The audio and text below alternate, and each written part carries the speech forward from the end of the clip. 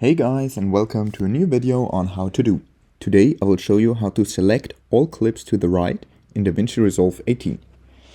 What I mean by this is actually very easy. So let's say I want to select all the clips from here to the right. So this one, and this one.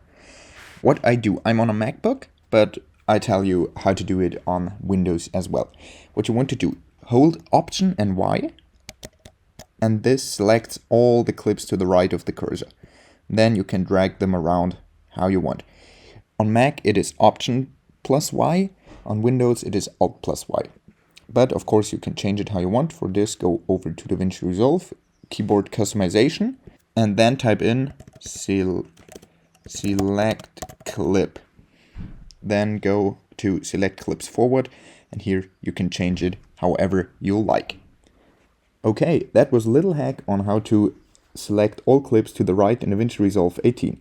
If you enjoyed the video, please like and subscribe to stay tuned for more how to do videos.